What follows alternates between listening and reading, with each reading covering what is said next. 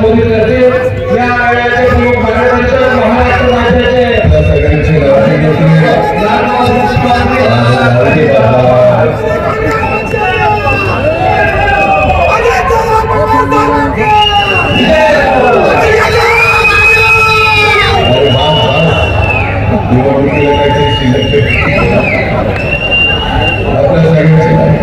लाडके नेते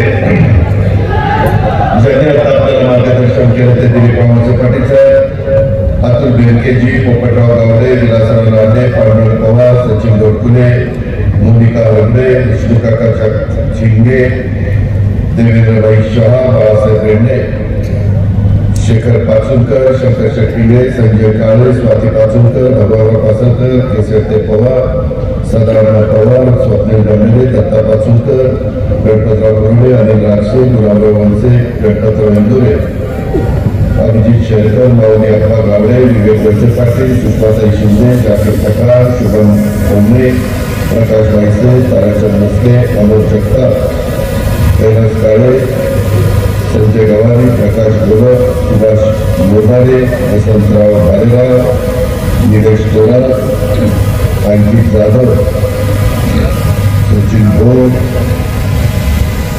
सर्व मानसिंग पाचुलकर, राजेंद्र गावडे, प्रकाश पवार, प्रदीप वसे पाटील, गुरुभाऊ पाटील, सरिता पराड, प्रमोद पराड, सुनीता गावडे, अनुराग तोरा, तुलसी भोग, नंदकुमार सोनवणे, राहुल पडवळ, चंदन चंदेकर.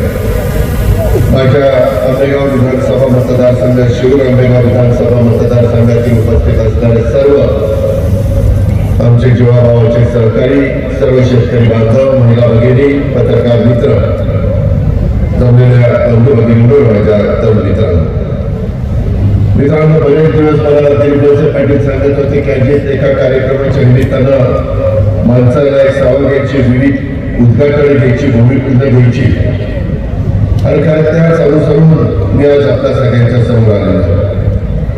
या सगळ्या परिसराला एक ऐतिहासिक, आध्यात्मिक, सांस्कृतिक वारसा असलेला माझा माणसाच्या विकासाच्या दृष्टीनं, तालुक्याच्या दृष्टीनं आजचा महत्वाचा दिवस आहे. शहरातल्या अनेक विकास कामांमध्ये भर घालण्याचं काम दिलीपरावांच्या प्रयत्नात आपल्या सगळ्यांच्या पाठीमागं महायुतीच्या सरकारच्या वतीनं झालेलं आहे, आणि त्याचीच आज उद्घाटन भूमिपूजन झाली. फार चांगल्या इमारती झालेल्या आहेत. माझ्या नागरिकांना त्याचा फायदा होणार आहे, माझ्या सहकार्याचा त्याचा फायदा होणार, आणि त्याकरता कुठल्याही प्रकारचा निधी हा देखील आम्ही कमी पडू दिलेला नाही.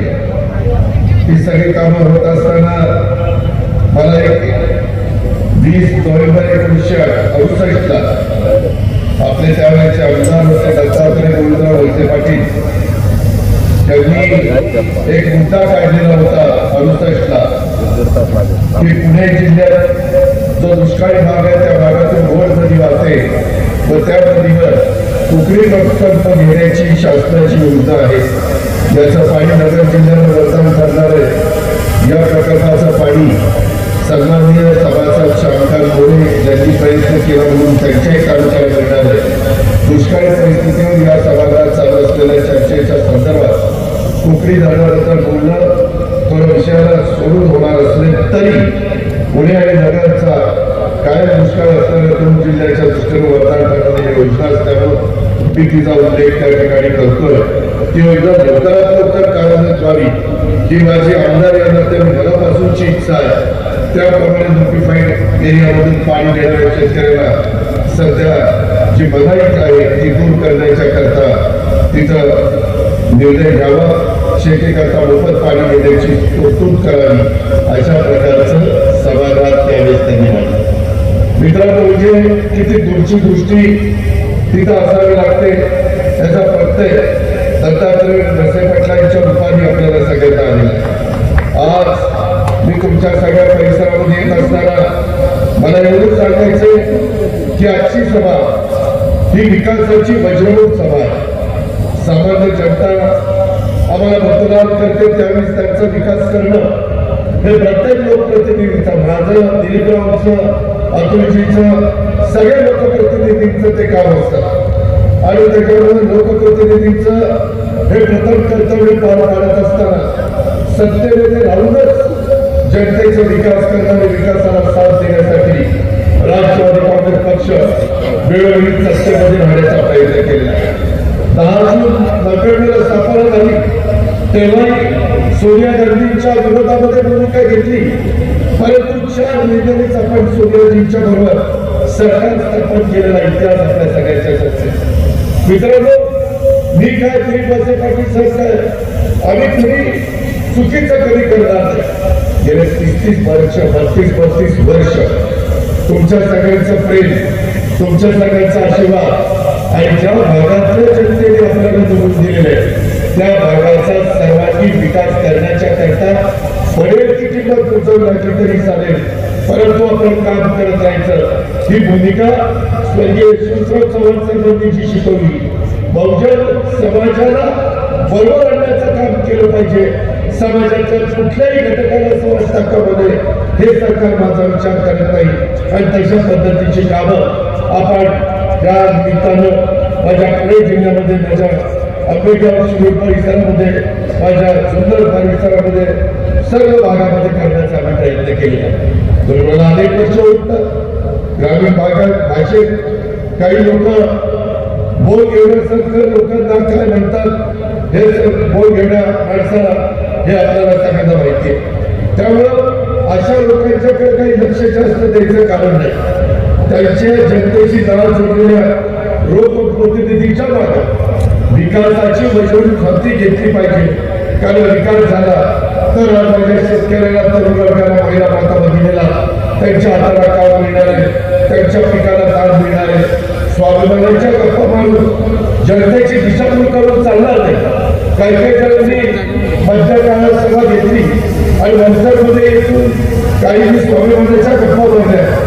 तुम्ही लीक आठवा, आंबेगावकरांनो, शिवकरांनो, 3 पक्ष फिरून गेलेल्यांनी स्वाभिमानाच्या गप्पा बाहेरच्या असतात का?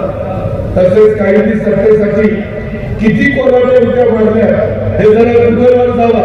गुगलवर गेल्यानंतर सर्च केल्यानंतर देखील तुम्हाला कळेल. काही जण एकदमच स्वतःला मोठे समजायला लागतात. ठीक आहे, प्रत्येकाला आपला भर पाडण्याचा अधिकार आहे. घटनेचे शिल्पकार डॉक्टर बाबासाहेब आंबेडकरांनी तो अधिकार मला दिलेला आहे, परंतु दिलीपराव काय, मी काय, बाकीचे माझे सगळे सहकारी काय, आम्ही विकासाला साथ देणार असतात. जनता आम्हाला मतदान रूपात आशीर्वाद देतात आणि त्यांना आम्ही विकास कामांच्या रूपात उतरायला होतो. तो जनतेचा अधिकार आहे. केवळ विरोधाला विरोध करत सत्तेपासून दूर राहून विकास होणार नाही. त्यासाठी सत्तेत राहूनच प्रसंगी 2 हात करत विकास कामं राज्याच्या प्रत्येक मतदारसंघामध्ये पोहोचवण्याचा करता खरा स्वाभिमान तिथे दाखवायला लागतो. मगाशी मी आतूनचंही भाषण ऐकलं, आतूनची भूमिका स्पष्टपणे मांडली. काय झालं? जर ज्या भागाने त्याला निवडून दिलंय त्या भागाचं घास जर तुम्ही काढून घेत असेल तर तिथल्या आमदारांनी काय गप्प बसायचं? बघायची भूमिका घ्यायची. आज केंद्राकडनं अधिकाधिक निधी आणण्याचं काम राज्यामध्ये आम्ही सत्तेमध्ये गेलेलो. देशातील सर्वात प्रगत राज्य म्हणून शिवशाहू फुले आंबेडकरांच्या महाराष्ट्राकडे बघितलं जातं. राज्यातून तुम्हाला माहिती नाही, मी अर्थमंत्री तुमच्यामुळं आज जीएसटीचं सगळ्यात जास्त उत्पन्न जर कुठलं राज्य देत असेल, देशात जेवढा जीएसटी गोळा होतो त्याच्या इतर 16% जीएसटी आपलं महाराष्ट्र राज्य केंद्राला देतं. केंद्र सरकार राज्याला विकासासाठी आर्थिक मदत करतं, आर्थिक रसद पुरवतं. राज्याच्या विकासासाठी केंद्राकडे प्रसंगी भांडून निधी आणावा लागतो. यासाठी राज्यातील केंद्रातील सरकार हे एकाच विचाराचं असेल तर त्याचा फायदा अधिक होतो.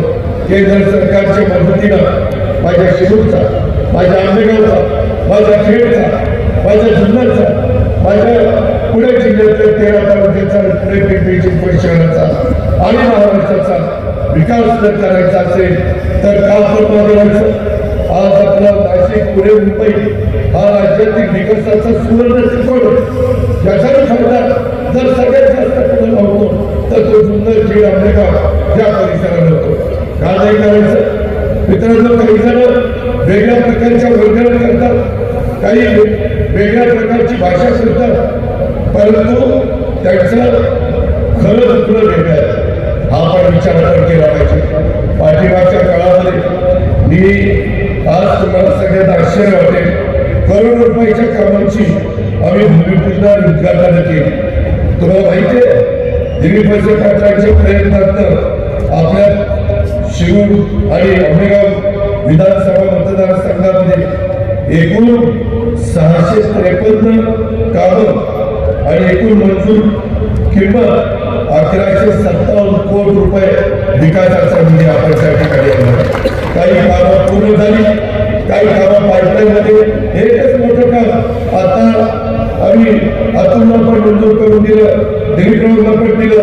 त्याच्यामध्ये एक अवसारी खुर्द पारगाव पिंपळखेड मार्ग, शिक्रापूर गणेगाव खालसा ते मैत्रण टाके अजिवडणे टाकून तो मार्ग आणि ह्या सगळ्याची सुधारणा करण्याच्या 70 किलोमीटरचं काम, 416 कोटी रुपयाचं काम. कशाला म्हणतात 416 कोटी? दिलीपराव विरोधी पक्षामध्ये बसले असते तर 1000 कोटीची कामं झाली असती, 1200 कोटी रुपयाची कामं झाली असती. आम्ही काही वैयक्तिक आमच्या स्पर्धा करता निर्णय घेत नाही. शेवटी गैरसोयीचं राजकारण आम्ही करतो. आम्ही आमची विचारधारा सोडलेली नाही. शिवशाहू पुणे आंबेडकरांची विचारधारा, हीच विचारधारा पुढे चाललेलं. आमच्या आयावडीला मदत झाली पाहिजे, तरुणांना मदत झाली पाहिजे. काय पूर्वीच्या काळामध्ये आंबेगावच्या परिसरामध्ये होतं आणि आज काय झालेलं आहे, शासकीय तंत्रज्ञ निकेतन, माझा औषधी गुप्त इमारत, कशा पद्धतीचं ते काम झालं. आज एक शैक्षणिक हब पुणे शहराच्या नंतर विद्यार्थ्या बाहेर निघून तालुक्याचा विचार करायचं म्हटलं तर बारामतीचा उल्लेख करावा लागेल. आणि बारामतीच्या नंतर जर कुठल्या तालुक्याचा उल्लेख करायचा तर तो आंबेगाव तालुक्याचा विचार करावा लागेल. मित्रांनो, त्याच्यातनं तुमच्या माझ्या गोरगरिबांच्या मुली मुलं शिकतात, हे जबाबदार नागरिक घडतात, चांगल्या पद्धतीनं घराला पुन्हा आणतात. ह्याच्याकरता त्यांना कुठं पुण्याला मुंबईला दुसरीकडे जावं लागत नाही. इथं इन्फ्रास्ट्रक्चर तयार केलेलं आहे.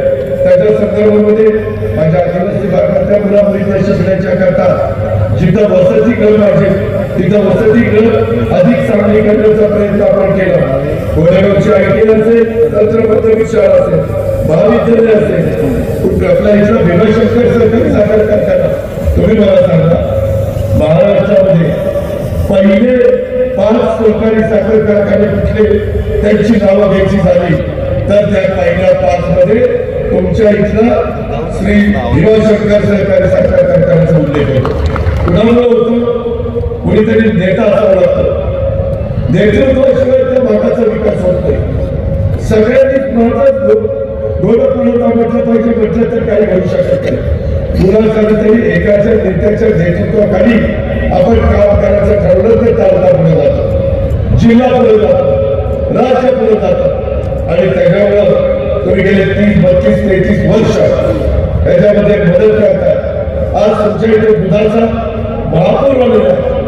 आज इथं दुधाची मोठ्या प्रमाणावर आज जगाच्या बाजारपेठेमध्ये इथले वेगवेगळे पदार्थ जातात. इथलं दूध हे मुंबईला मोठ्या मोठ्या व्यक्तींच्या ठिकाणी जातं. कशामुळे जातं? कष्ट घेतले म्हणून जातं. त्याच्यात माझ्या आंबेगाव तालुक्याला रोजगार मिळतो. मित्रांनो, मी जाहीरपणे आज सांगतो, ते 5 रुपयाच्या बद्दल मला अनेकांनी सांगितलं. माझी मी कॅबिनेटला पण तो विषय काढला. या एकाने कॅबिनेटला ज्या त्रुटी आहे आणि तुम्ही तुमच्या गाईचं घातलेलं दूध डेअरीला त्याचे जे 5 रुपये लिटरला द्यायचे ते लिटरला देत असताना ज्या काही अडचणी आलेल्या आहेत त्या अडचणी 100% मी आणि दिलीप वळसे पाटील त्या दूर करू. आपण काही काळजी करू नका.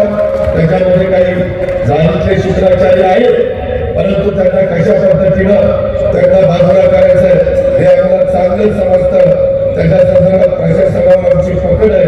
मित्रांनो, एकंदरीतच आपल्या आदिवासी मुला मुलींच्या करता माझा मंचर असेल, शिवोरे असेल, कुटुंबदार असेल, गोरेगाव असेल, इथली वसतिगृह ती अधिक चांगली करण्याचा आपण प्रयत्न करतो. पेठ येथे मागासवर्गीय मुला मुलींच्या करता निवासी शाळा शेवटी समाजातला कुठलाही घटक, मागासवर्गीय असू द्या, आदिवासी असू द्या, बहुजन समाजाचा असू द्या, भटका समाजाचा असू द्या, सर्वसाधारण समाजाचा असू द्या, कुणाला असं वाटतं का बरं की माझ्या शिक्षणाच्या करता काय केलं? आज आपल्या मंजरला अद्यावत क्रीडा संकुल आपण उभं केले, त्याच्यामध्ये तरी थोडं लक्ष घातलं, चांगले चांगले खेळाडू तयार व्हावे, त्यांचं नैपुण्य ही दाखवण्याची संधी त्यांना मिळाली. आरोग्याच्या बाबतीमध्ये मंचरला 100% उपजिल्हा रुग्णालय क्रमांक 1 सेंटर हे त्या ठिकाणी झालेलं आहे. तांबेगाव मंचरचा 100% विस्तारित उपजिल्हा रुग्णालय हे काम प्रगतीपथावर आहे. आजच आम्ही घोडेगावला गेलो होतो. तळेघर मंठण पाबळ इथे ग्रामीण उद्योगाची कामं चाललेली आहे. पुणे जिल्ह्याचा उत्तर भाग आणि नगर जिल्ह्यातल्या दक्षिण भागाच्या रुग्णांना याच्यातनं सेवा मिळणार आहे. परिवहनाच्या बाबतीमध्ये आपण तामिळनाडू येथे बस आगाराची उभारणी करतो, घोडेगावची बस स्थानकाची पुनर्बांधणी करतो. मित्रांनो, आम्ही इथपर्यंत थांबलेलो नाही, त्याच्याही पुढे जाऊन आपल्याला निश्चितपणे एकंदरीत काम करत असताना आम्ही एक ठरवलंय, आपल्यातली काही धरणं ही फार तशी जुनी झाली. जुन्नर तालुक्यात, आंबेगाव तालुक्यात शेतकऱ्यांच्या करता सिंचनाचे प्रकल्प मुख्यतः KNBC आणि KNBCच्या महायुती सरकारच्या अर्थसंकल्पातून आपण त्याला निधी दिला आहे. 35 वर्ष जुन्या कालव्यांना त्याच्यात मदत होणार आहे. पिंपळगाव शोकाचा 70 किलोमीटर लांबीचा कालवामध्ये 52 किलोमीटर लांब अस्थिरीकरणाचं काम करण्यात आलेलं आहे. उर्वरित 20 किलोमीटर करता देखील आपण निधी देतोय आणि हे सगळ्या गोष्टी उपयोगात आणण्याच्या करता आमचा कसोशील प्रयत्न त्या ठिकाणी चाललेला आहे. त्याच्या संदर्भामध्ये जनतेशी नाळ जोडणारा जर लोकप्रतिनिधी असेल तर काय होऊ शकतं हे पण आपण सगळ्यांनी पाहिलं पाहिजे. त्याच्यातून पुढे नाशिक वाहतुकीची कोंडी सोडवण्याच्या करता देखील आपण त्या बाबतीमध्ये प्रयत्न करतोय. पुढे नाशिक रस्त्यावर आपलं भोसरी चाकण मधील तळेगाव चौक आंबेगाव तेथे वाहतुकीची कोंडी होती. तिथं आम्ही नाशिक फाटा ते मोशी सध्याचा रस्ता 4 आणि 6 लेनचा आहे, त्याच्यात सुधारणा करून एका खांबाद्वारे नदी कॉलम आणि 8 किलोमीटर फ्लायओव्हर तिथं बांधायचं आहे. त्यामुळे खांबही बांधले जातील, त्या एलिव्हेटेड फ्लायओव्हर पण बांधले जातील आणि वाहतुकीची कोंडी सुटेल. हे पण आपण सगळ्यांनी लक्षामध्ये घेतलं पाहिजे. मित्रांनो, मगाशी काही मुद्दा काढला, ग्रामीण भागातल्या विशिष्ट घरांच्यासाठी आपण घर सौर योजनेचे उद्दिष्ट राज्य सरकारने हातामध्ये घेतले. 7% सबसिडीच्या माध्यमातून तुमच्या घरावर सौर ऊर्जेचा प्रकल्प बसवला जाईल आणि त्याच्यातून 300 युनिट पर्यंत घर मालकाला मोफत आम्ही देणार. मोफत उर्वरित वीज वितरित करताना गावातील पाणी पुरवठा योजना असेल, रस्त्यावरचे पथदिवे असतील, शेतकऱ्यांना पाणी पुरवठा यासाठी देण्याचा प्रयत्न हा राज्य सरकारचा आहे. अशा कितीतरी योजना आपण करतो. हे कशामुळे होतं? हे महायुतीच्या सरकारमुळे होतं. आम्ही सरकारमध्ये अर्थमंत्री पद माझ्याकडे, तिजोरी आपल्याकडे. शेवटी आपण बघा, कुठेही आपण लग्नाला पंक्तीला गेला, पंगत वाढत असताना वाढप्याचा ओळखीचा असेल तर जेवण करण्याचा फायदा होतो. 288 लोक बसली पंक्तीला, किती? 288. आणि अजित पवार वाढप्याचं कामाने जरा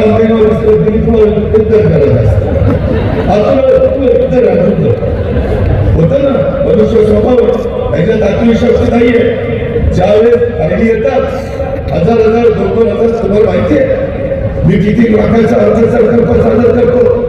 6 लाख कोटी एवढ्या रकमेचा मी अर्थसंकल्प सादर करतो. कशा करतो? साधा एखादी आणि तर तुम्हाला कागद आणि पेन देतो, दाखव 6 लाख कोटी चेष्टा नाही. आज आम्ही हे सगळं करतो.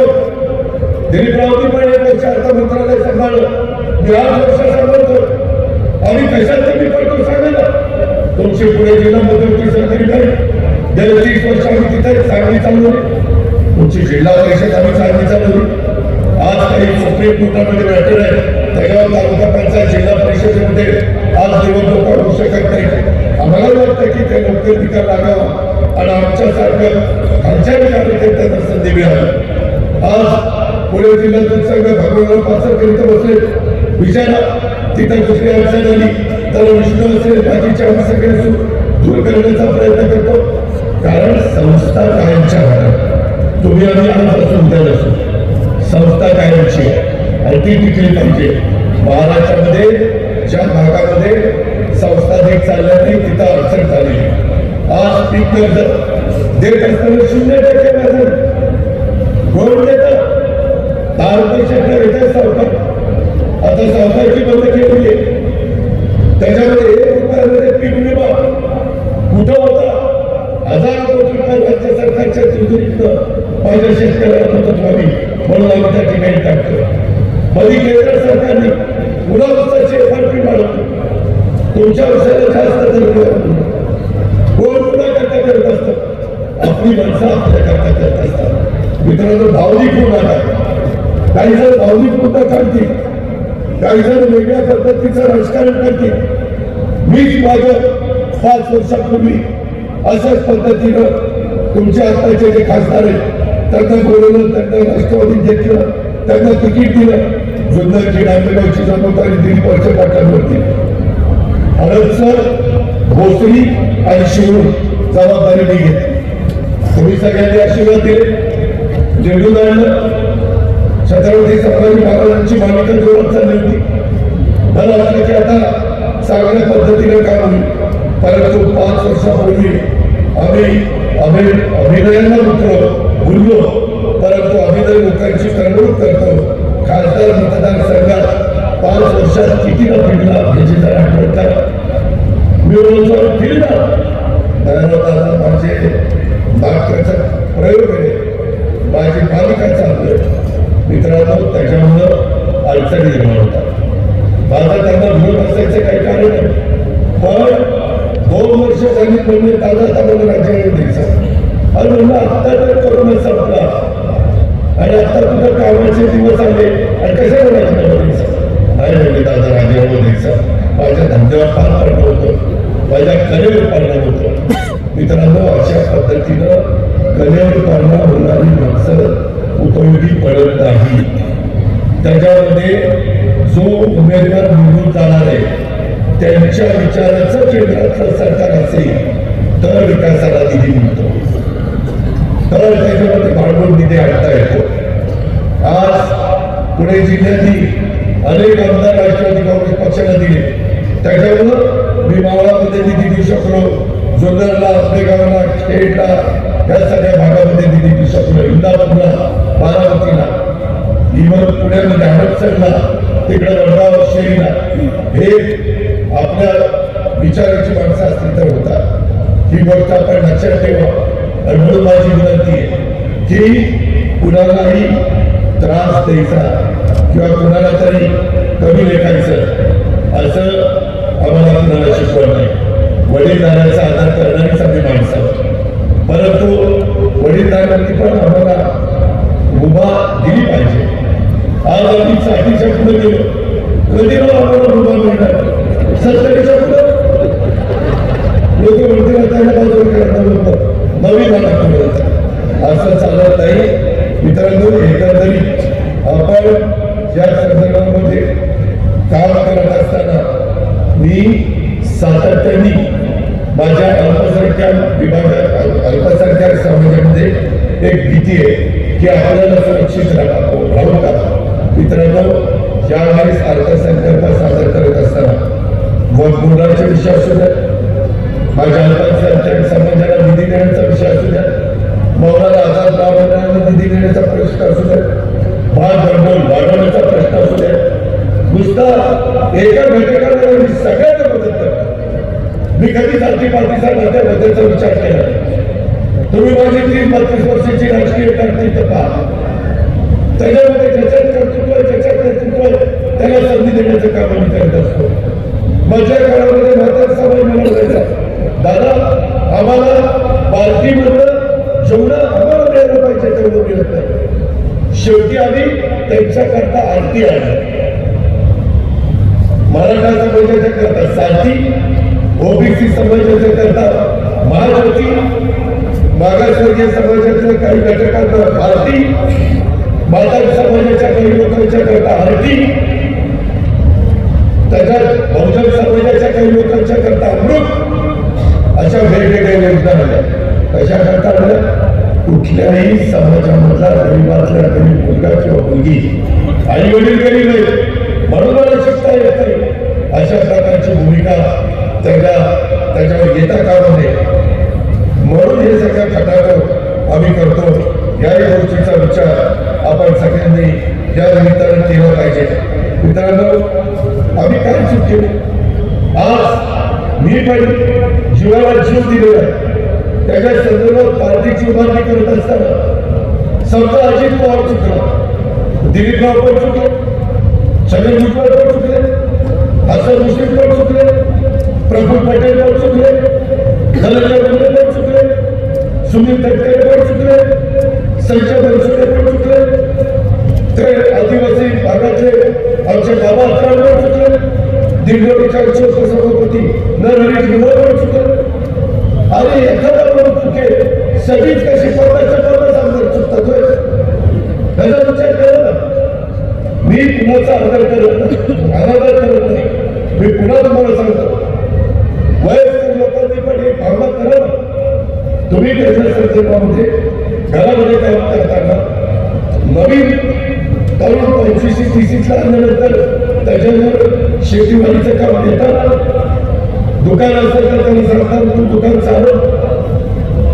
तशा पद्धतीनं हे दुकान किंवा शेतीवाडी नाही, हे समाजाचं काम आहे. हा शाहू आंबेडकरांचा विचार आहे, छत्रपती शिवाजी महाराजांचा विचार आहे. आणि या विचारात पुढे जात असताना आम्ही सतत पुणे जिल्हा अग्रेसर करण्याच्या करता प्रयत्न केले. पाण्याचे प्रश्न आम्ही सोडवतो. आम्ही आता 8.5 लाख सोलर पंप शेतकऱ्यांना देणार. सूर्यप्रकाश सूर्य सकाळी की तुमचा पंप चालू, अंधार पडला पंप बंद. तुमच्या इथं बिबट्याचाही धोका आहे.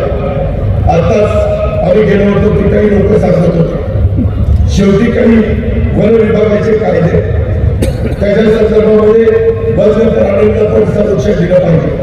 पण वन्य प्राण्यांना संरक्षण देत असताना आमच्या कुठल्या मानवाचा पण जीव धोक्यामध्ये जाता कामा नये, याकरता पण आमचे प्रयत्न चाललेले. मित्रांच्या अनेक गोष्टी, मी कितीतरी गोष्टी 2-3 तास बोलायचं म्हटलं तरी तुम्हाला या सगळ्या गोष्टी सांगू शकतो. मला एवढंच सांगायचं की महाराष्ट्राच्या अस्मितेचं कधी आम्ही हरण होऊन देणार नाही. महाराष्ट्र ही थोर संतांची भूमी आहे, तशी शिरूर वीरांची देखील भूमी आहे.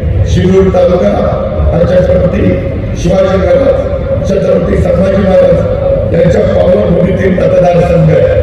2 दिवसापूर्वीच आम्ही छत्रपती संभाजी महाराजांच्या वडोदरापूर इथं 397 कोटी रुपयाचा विकास आराखडा त्याला आम्ही मान्यता दिलेली. त्याच्या संदर्भात आपलं काम सांगतो. मित्रांनो, एवढंच नाही तर जी जी स्मारक आहे त्या सगळ्या स्मारकाच्या बाबतीमध्ये आम्ही या सगळ्या गोष्टी मनावर घेतलेल्या. मला असंच एक दिवस आमचा अजून सांगत होता की दादा, ही सगळी कामं करत असताना तुम्ही त्याच्या संदर्भामध्ये आणखी काही लक्ष देण्याची गरज आहे. म्हणलं काय झालं? ते म्हणलं की दादा, जिथं हिंदवी स्वराज्याचे संस्थापक छत्रपती शिवाजी महाराज यांनी जे काम केलेलं आहे, पुढच्या पिढीला देखील त्यांचा आदर्श हा सतत डोळ्यासमोर राहिला पाहिजे. त्याकरता तुम्ही आम्हाला मदत करा. मित्रांनो, त्या पद्धतीनं यंदाच्या अर्थसंकल्पामध्ये देखील मी या कामाच्या करता निधी त्या बाबतीमध्ये ठेवलेला आहे. कुठल्याही बाबतीमध्ये कुठल्याही आमदाराला नाराज करण्याचं काम मी केलं नाही. महात्मा फुले वाड्याचं जतन करण्याचं काम असू द्या, मावळचं समुद्रे संत तुकाराम महाराजांच्या टाळकऱ्यांपैकी असलेले संत जगदाळे महाराज त्यांचं समाधीचं काम असू द्या, सावित्रीबाई फुलेंच्या स्मारकाचं काम असू द्या, हुतात्मा शिवराम आणि राजगुरू स्मारकाचं काम असू द्या, कुठल्याही कामाच्या संदर्भात ही सगळी कामं चांगल्या पद्धतीने झाली पाहिजे याबद्दल दुमत असण्याचं काही कारण नाही. आणि म्हणूनच ही सगळी कामं आपण हातामध्ये घेतलेले याही गोष्टीचा उल्लेख मी आवर्जून या वक्तव्यामध्ये करेन. मित्रांनो, आता लवकरच महाराष्ट्रातल्या 48 जागा या महायुतीच्या कोणत्या जागा कुणाकुणाला द्यायच्या त्याच्याबद्दलचा निर्णय होणार.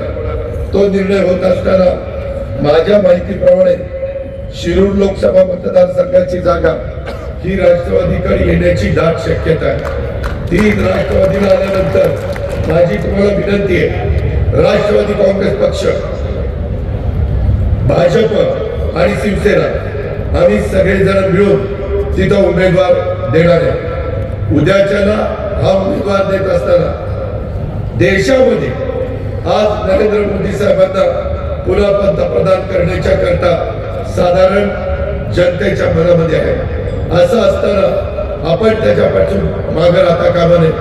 तुमचे जे काही प्रश्न आहेत, बऱ्याचदा शेतकऱ्यांना वाटतं की आमच्या प्रश्नाला कोण नाही आहे. मी पण शेतकऱ्याच्या पोटी जन्माला आलेलाच मुलगा आहे. दिलीपराव वळसे पाटील पण शेतकऱ्याच्या पोटी झाले. आतून पण तीच परिस्थिती. आम्ही कुठेही शेतकऱ्याला भारावर सोडणार नाही. केवळ रात्री भाराला या आणि सांगा अजित पवार तुम्ही मोर्चाच्या सभेत असं सांगितलं होतं, आता काय झालं.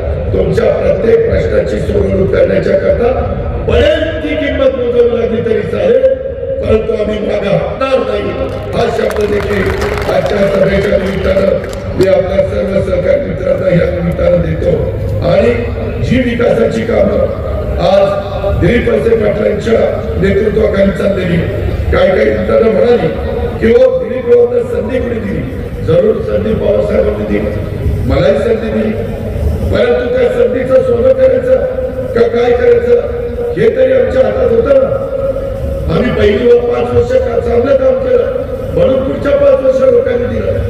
7-7 टर्मला लोक आम्हाला निवडून देतात, म्हणजे काहीतरी लोकांचा विश्वास आम्ही संपादन केलेला आहे. मित्रांनो, इथून पुढच्या काळामध्ये देखील आम्हाला अनुभव भरपूर आलेला आहे आणि त्याच्यातून साधण्यापासून बांधण्यापर्यंत महाराष्ट्राचा विकास हा एकमेव मुद्दा घेऊन आम्ही पुढे चाललेलो आहे. आम्हाला कुणाची उडीदुडी काढायची नाही. कुणी कुणाला तरी काहीतरी आरोप केले तर त्याला आम्हाला महत्व द्यायचं नाही. आम्ही कुठेही चुकीचं केलेलं नाही. एवढी सभा माझ्या अनेकांची संबंध आले. कुणी एखादी उठून सांगावाची पोर तुम्ही चुकीचं सांगता येईल तर असं कुठेतरी चुकीचं घडलं. उलट मलाच चुकीचं घडलेलं आवडतं.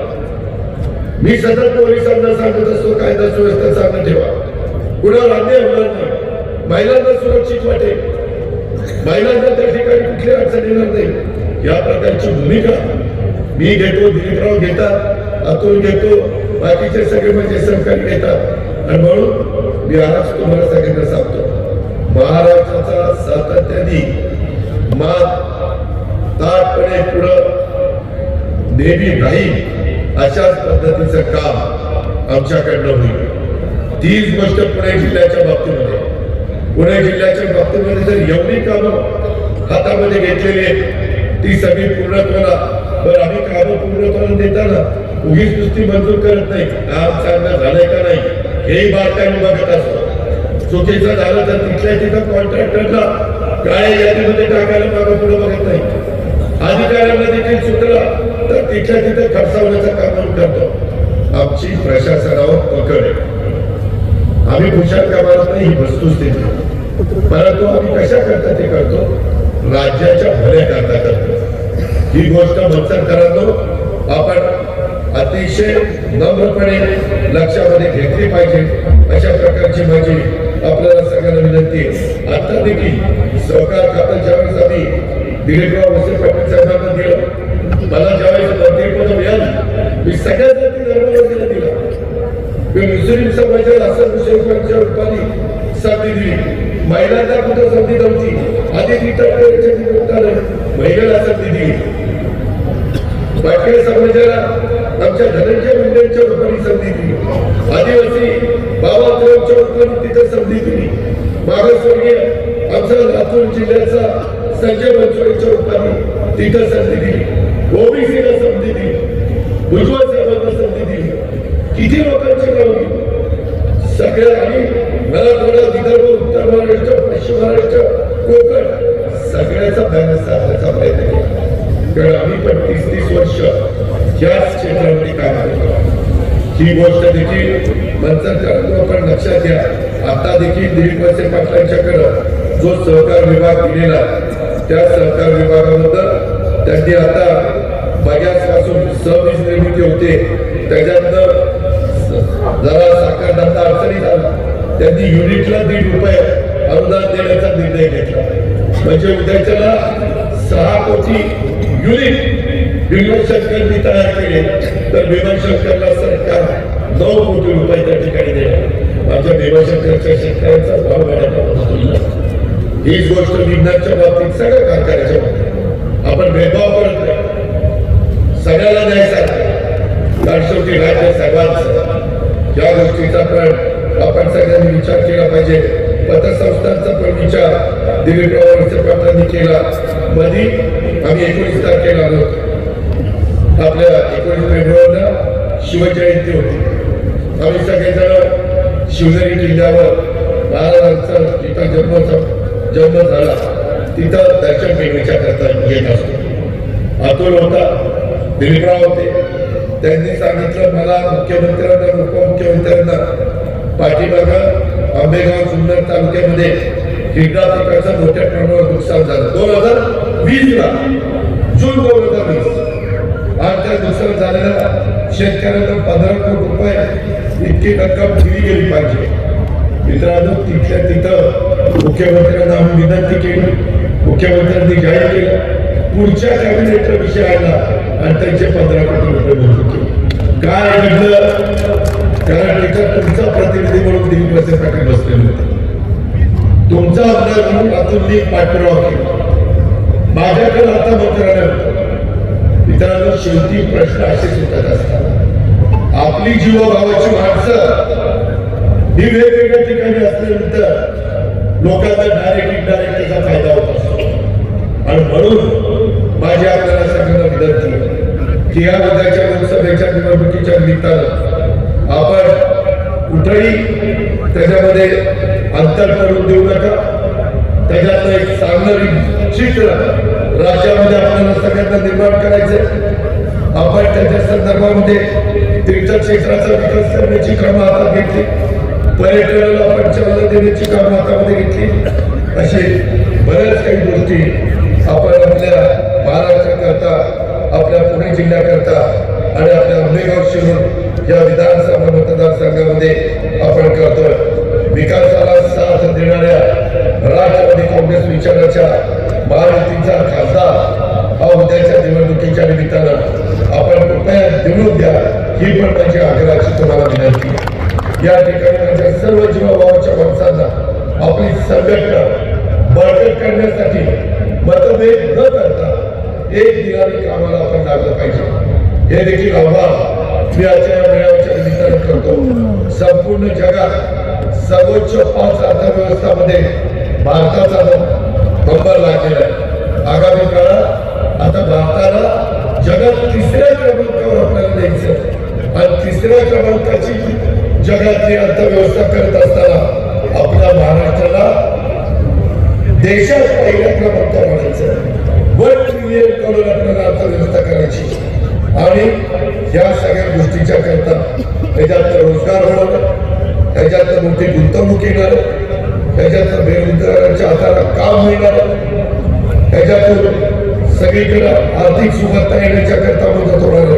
आणि म्हणून अतिशय कणखर अशा नेतृत्वाला साथ आपण दिली पाहिजे. महायुतीचा उमेदवार हे ज्या भागामध्ये असतील त्यांना निवडून देण्याचं काम आपण सगळ्यांनी केलं पाहिजे. येणारी वेळ ही आपलीच असणार आहे.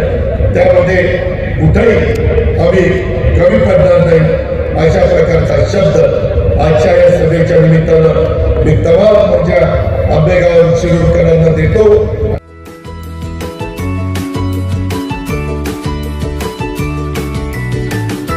बातम्या शेतीच्या, बातम्या मातीच्या, बातम्या अन्यायाच्या, गुन्हेगारीच्या,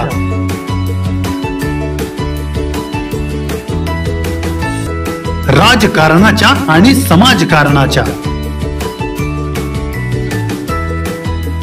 शोषणाविरुद्ध बुलंद आवाज, जनसामान्यांच्या हुंकाराची गाज, सत्कार्याला प्रोत्साहन, दुष्कृत्याला अनुशासन, निर्भीड, निस्पृह, सडेतोड, बेधडक आणि रोखटोक म्हणजेच विघ्नहर टाइम्स. शोध बातमीचा, ध्यास सत्याचा. आपलं चॅनल, आपली बातमी. सबस्क्राईब तर कराच, पण बेल आयकॉनवर क्लिक करायलाही विसरू नका.